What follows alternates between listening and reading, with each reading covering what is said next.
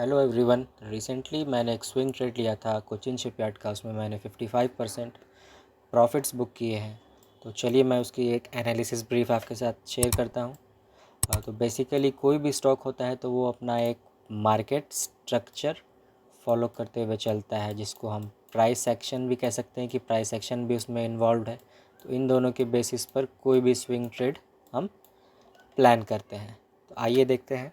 हमारे कुछ पैरामीटर्स होते हैं, कुछ लॉजिक्स होते हैं जिनके बेसिस पर हम एक स्विंग ट्रेड प्लान करते हैं, उनमें एंट्री लेते हैं और उसी बेसिस पर हमारी एग्जिट भी प्लान होती है। तो हमारे ये कुछ पैरामीटर्स थे जो मैंने यहाँ पर पहले से मेंशन करके रखे हुए हैं। इन पैरामीटर्स को ही फॉलो करके हमने स्विंग ट्रेड कोचिन शिपयार्ड में कुछ मंथ्स पहले प्लान किया था, और रिसेंट जो डिफेंस सेक्टर में एक बुलिशनेस आया था उसका फ़ायदा उठाते हुए हमने एक डिसेंट प्रॉफिट भी स्विंग ट्रेड में बुक किया था। तो चलिए सबसे पहले हम पैरामीटर्स को चार्ट के साथ मैच करते हैं। सबसे पहले मैं आपको चार्ट की तरफ ले चलता हूँ। तो ये था कोचिन शिपयार्ड का एक डेली टाइम फ्रेम का चार्ट, ठीक है। तो सबसे पहले मैंने एनालिसिस की कि इन दो पॉइंट्स, सबसे पहले मैं आपको बता दूं, ट्रेंड लाइन, कोई भी ट्रेंड लाइन होती है तो वो कम से कम मिनिमम 2 पॉइंट्स को मैच करके ही बनाई जाती है, ठीक है। तो आइए देखते हैं पहला पैरामीटर्स क्या था हमारा। सबसे पहले हमने इस ट्रेंड लाइन को यहाँ से इस पॉइंट तक, ये हमारा पॉइंट ए था, ये पॉइंट बी और ये पॉइंट सी। ऐसे तो 2 पॉइंट्स की ज़रूरत होती है, यहाँ पर 3 पॉइंट्स मैच किए तो हमारा एक ट्रेंड लाइन बन गया था। और नीचे से भी हमारा एक ट्रेंड लाइन सपोर्ट के तौर पर ऊपर की ओर गया था एक्सटेंड करने पर, ठीक है। उसके बाद हमारा सेकंड पैरामीटर था, जैसा कि आप देख सकते हैं, फिबोनाची टूल। फिबोनाची रिट्रेसमेंट हमने यूज़ किया था। तो हमने यहाँ इस बॉटम से लेकर के इस टॉप तक इस फिबोनाची टूल को अप्लाई किया था। और मैं पहले बता दूँ, ये 4 पॉइंट्स जो आप यहाँ पर देख सकते हैं, ये मैंने 4 चंक्स में एंट्री बनाई थी। एक ही बार मैंने अपना पूरा कैपिटल डिप्लॉय नहीं किया था इस स्विंग ट्रेड में। तो सबसे पहले हमारी एंट्री यहाँ थी। तो यहाँ क्यों थी हमारी एंट्री? क्योंकि यहाँ पर हमारा एक ट्रेंड लाइन,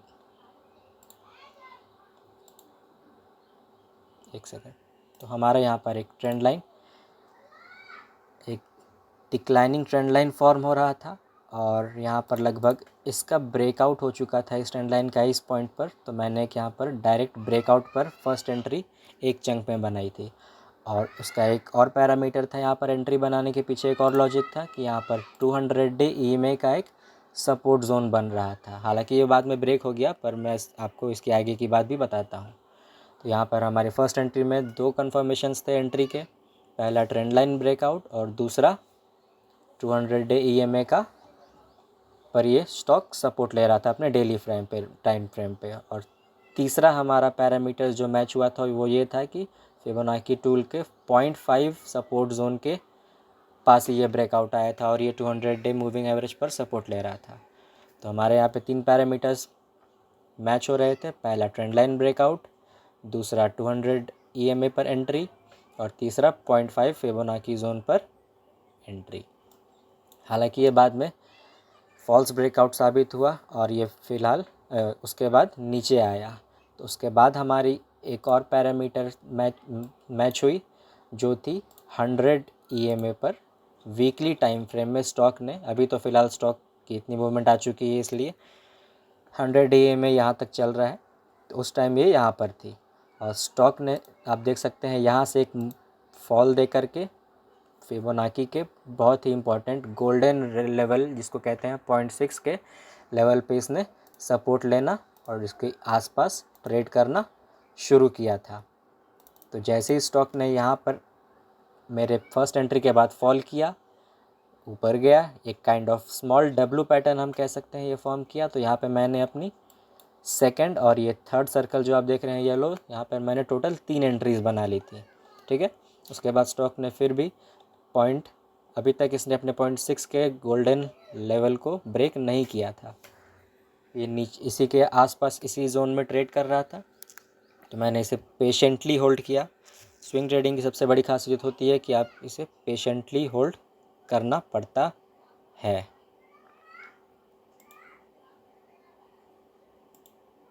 तो हमने इसे पेशेंटली होल्ड किया। उसके बाद में हम यहाँ पे देख सकते थे मंथली टाइम फ्रेम में हमारे को यहाँ पर मैंने मेंशन भी किया है कि एक कैंडल स्टिक फॉर्मेशन का, जिसको कहते हैं मॉर्निंग स्टार कैंडल स्टिक। ये 3 कैंडल मिल के जो फॉर्म करते हैं, इसमें पहली कैंडल सपोर्ट, सबसे पहले स्टॉक एक डिसेंट डाउन ट्रेंड देता है, काफ़ी अच्छा फॉल दिखाता है। फिर किसी एक सपोर्ट जोन पर, वो 200 EMA हो, 100 EMA हो, या फिर 0.6 0.5 फिबोनाची सपोर्ट जोन पर हो, वहाँ पर एक ट्रेंड रिवर्सल फॉर्म करने से पहले एक कुछ ना कुछ इंडिकेशन ज़रूर देता है। तो इसने यहाँ पे एक morning star candle stick pattern का फॉर्मेशन दिया, जिसमें पहला कैंडल रेड होता है जो डाउन ट्रेंड को दर्शाता है। उसके बाद एक some doji kind of candlestick form होती है, जो एक तरह से कह सकते हैं ट्रेडर्स के इनडिसिसिवनेस को शो करता है। उसके बाद इसके क्लोज के ऊपर थर्ड कैंडल क्लोजिंग देता है।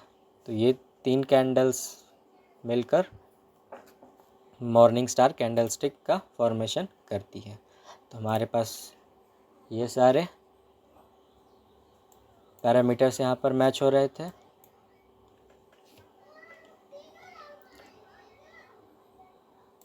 फिर वीकली टाइम फ्रेम पर हम आ जाते हैं। मैं 100 EMA को अभी फ़िलहाल हाइड कर देता हूँ। उसके बाद यहाँ पर डेली टाइम फ्रेम पर आने के बाद हमारे यहाँ पर ये 5th पैरामीटर भी मैच हो रही थी, जो एक था cup and handle pattern form हो रहा था। तो फर्स्ट एंट्री यहाँ बनी थी, यहाँ से मैं एक नेकलाइन फॉर्मेशन हो रहा था। सेकेंड एंट्री यहाँ, थर्ड एंट्री यहाँ, और फोर्थ एंट्री मेरी यहाँ पर बनी थी। यहाँ पर एक ये लेफ़्ट साइड में कप का फॉर्मेशन हुआ था, और इधर एक कह सकते हैं आप, सॉरी, ये लेफ़्ट साइड में छोटे से हैंडल का फॉर्मेशन हुआ था, और इधर एक कप का फॉर्मेशन हुआ था। तो यहाँ पर मैंने एक एंट्री बना ली थी। ठीक है, वीकली टाइम, ये मंथली टाइम फ्रेम पे हमारा ये स्टॉक कुछ इस तरह से दिख रहा था। वापस से हम डेली टाइम फ्रेम में आ जाते हैं। तो मैंने 4 एंट्रीज़ बनाई। तो आपके मन में ये सवाल भी होगा कि मेरी एंट्री प्राइस कितनी थी। तो मैं अपने P&L कंसोल से कुछ इनकी एक एवरेज, मेरी जो एंट्री प्राइस बन रही थी वो देखकर अपडेट कर देता हूँ। मेरी थी यहाँ पर लगभग 1600 की एंट्री प्राइस मेरी बन रही थी, ये जो मैंने चंक्स में 4 बार एंट्री की, सबकी एवरेज मिलकर। तो यहाँ पर मैं 1600 एंटर कर देता हूँ। ठीक है, यहाँ पर मेरी लगभग एंट्री प्राइस बन रही थी।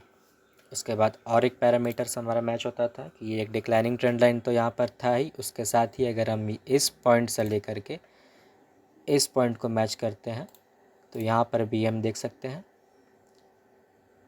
ये वाला मूव दे करके इसने इस ट्रेंड लाइन का भी यहाँ पर ब्रेकआउट दिया और रीटेस्ट किया, तब उसने अपना फर्दर अप मूव दिखाया था। और मैं अपना जहाँ पर मैंने एग्ज़िट किया वो प्राइस भी एंटर कर देता हूँ, 2477। तो मैंने लगभग 2477 यहाँ पर एंट्री किया था। ठीक है, तो मेरी एंट्री समवॉट यहाँ की बनती थी, और मैंने एग्ज़िट किया था इस पॉइंट पर 2477।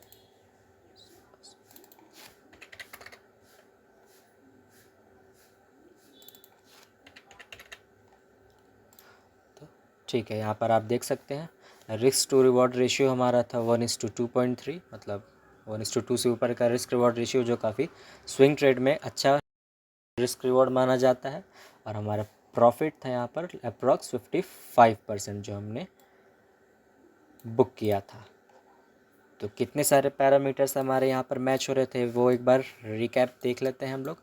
पहला पैरामीटर था हमारा, चलिए मैं आपको यहीं से बता देता हूँ, एक डिक्लाइनिंग ट्रेंड लाइन का ब्रेकआउट पर हमने पहला ट्रेड प्लान किया।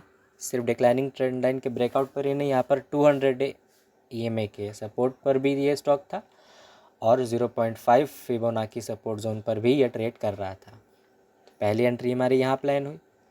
दूसरी एंट्री हमारी प्लान हुई वीकली टाइम फ्रेम पर, जब मैंने देखा था कि ये हमारा स्टॉक 100 डे मूविंग एवरेज पर यहाँ पे सपोर्ट ले रहा है और एक स्ट्रॉन्ग बुलिश कैंडल इसने फॉर्म किया था, तब हमने सेकेंड एंट्री प्लान की।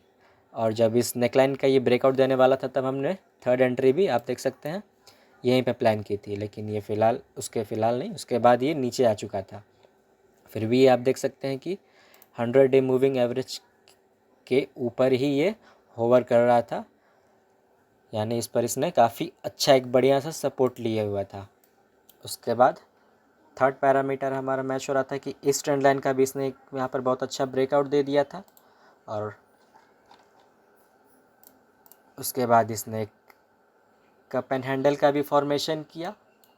0.6 के लेवल से इसने काफ़ी अच्छा रिवर्सल दिखाया और मंथली टाइम फ्रेम में इसने morning star candle stick pattern का भी फॉर्मेशन किया था। उसके बाद इसने मूव जो दिया है वो सब नेकलाइन ब्रेकआउट करने के बाद वो सब आपके सामने है। तो इसमें मैंने काफ़ी अच्छे कैपिटल लगाकर 55% प्रॉफिट्स बुक कर लिए थे। ठीक है, तो ये पैरामीटर्स मैंने यहाँ पे सारे लिख के रखे हुए हैं, आप भी अपने आगे के स्विंग ट्रेड में इन्हें फॉलो कर सकते हैं। सेम तो नहीं रहेंगे पर इनके जैसे ही पैरामीटर्स लगभग हर स्टॉक्स में अप्लाई किए जा सकते हैं। आगे फिर मैं किसी और स्टॉक में स्विंग ट्रेड में अपने प्रॉफिट्स बुक करता हूँ तो उनकी एनालिसिस वीडियो भी मैं आपके साथ शेयर ज़रूर करूँ।